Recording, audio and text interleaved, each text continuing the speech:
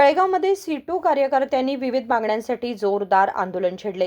जबरदस्तीची जमीन संपादन प्रक्रिया आणि कॉर्पोरेट भूसंपादन विरोधात घोषणाबाजी करत संताप व्यक्त करण्यात आला. सोमवारी सीटू कार्यकर्त्यांनी केंद्र आणि राज्य सरकारच्या विरोधात घोषणाबाजी करत आंदोलन केले.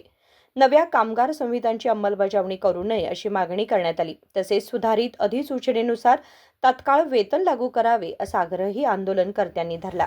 ಇಡೀ ಕರ್ನಾಟಕ ರಾಜ್ಯದಲ್ಲಿ ಏನು ಹಿಂದೆ 1942 ಆಗಸ್ಟ್ 9ನೇ ತಾರೀಕಿಗೆ ಕ್ವಿಟ್ ಇಂಡಿಯಾ ಚಳವಳಿ ನಡೆದಿತ್ತು.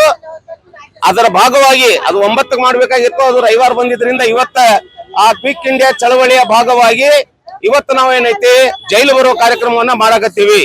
ಯಾಕೆ ಜೈಲು ಬರೋ ಕಾರ್ಯಕ್ರಮ ಮಾಡುವಂತ ನಮಗೆ ಅನಿವಾರ್ಯತೆ ಬಂದೈತೆ ಅಂತಂದ್ರೆ, ಮೊನ್ನೆ 22ನೇ ತಾರೀಕಿಗೆ ಕರ್ನಾಟಕ ರಾಜ್ಯ ಸರ್ಕಾರ ಒಂದು ಅಧಿಸೂಚನೆಯನ್ನ ಹೊರಡಿಸಿ ಎಲ್ಲ ಅಧಿಸೂಚಕ ವರ್ಗದಲ್ಲಿ ದುಡಿಯುವಂತ ಎಲ್ಲರಿಗೂ ಕನಿಷ್ಠ ವೇತನ ನಿಗದಿ ಮಾಡಿದ್ವಿ ಅಂತ ಹೇಳಿ ಆದೇಶ ಮಾಡಿದ್ರು.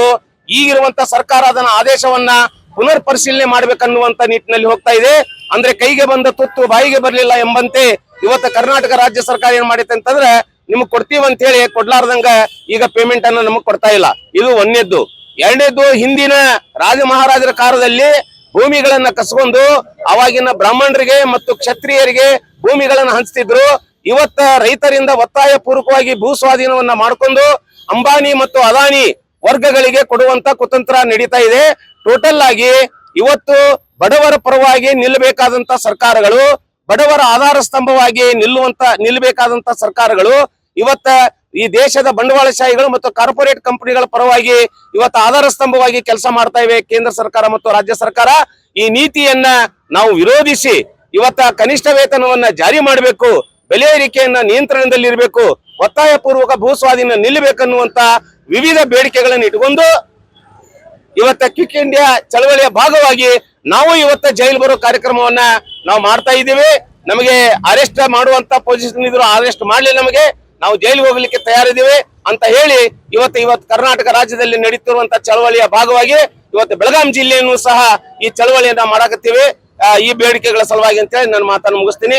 ನನ್ನ ಹೆಸರು GM ಜೈನೇಖಾನ್, CITU ಜಿಲ್ಲಾ ಪ್ರಧಾನ ಕಾರ್ಯದರ್ಶಿ. ಇವತ್ತು ನಾವು CITU ವತಿಯಿಂದ ಜೈಲು ಬರೋ ಕಾರ್ಯಕ್ರಮವನ್ನು ನಡೆಸ್ತಾ ಇದ್ದೀವಿ. ಯಾಕಂತಂದ್ರೆ ಮೇ 22ರಂದು ಸಿದ್ದರಾಮಯ್ಯ ಅವರು ಮುಖ್ಯಮಂತ್ರಿ ಇದ್ದಾಗ ನಮ್ಗೆ ಆಶ್ವಾಸನೆ ಕೊಟ್ಟಿದ್ರು, ಕನಿಷ್ಠ ವೇತನ ನಾವು ಜಾರಿ ಮಾಡ್ತೇವೆ ಅಂತ ಹೇಳಿ. ಇವಾಗ ನೋಡಿದ್ರೆ ಹೊಸ ಮುಖ್ಯಮಂತ್ರಿ ಆದವರು DK ಶಿವಕುಮಾರ್ ಅವರು ಮತ್ ಕ್ಯಾಬಿನೆಟ್ ನಲ್ಲಿ ಚರ್ಚೆ ಮಾಡ್ತೇವಿ ಮತ್ತು ತದನಂತರ ವಿಚಾರ ಮಾಡೋಣ ಅಂತ ಹೇಳ್ತಾ ಇದ್ದಾರೆ.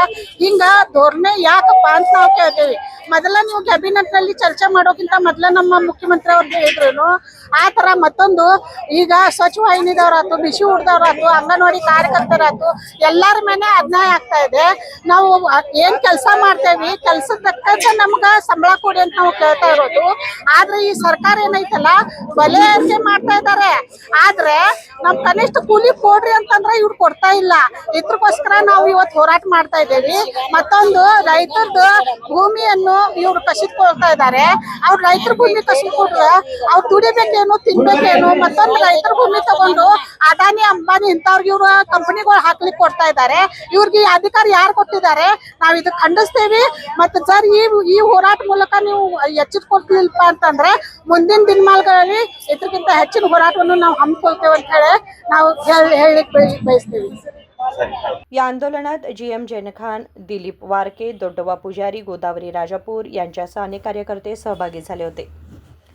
विनोद कोलकार, KMM मराठी, बेळगाव.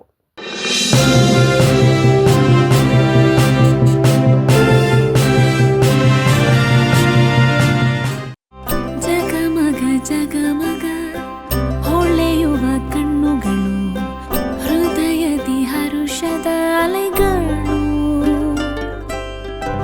ಬಂದಿದೆ ಶುಭಗಳಿಗೆ, ಪ್ರೀತಿಯ ಗಳಿಗೆ, ರೇಷ್ಮೆಯಲ್ಲಿ ಸುತ್ತಿದ ಸ್ವರ್ಣಗಳಿಗೆ. BS Channabasappa and Sons, The Textile Mall, Tilakvadi, Belagavi.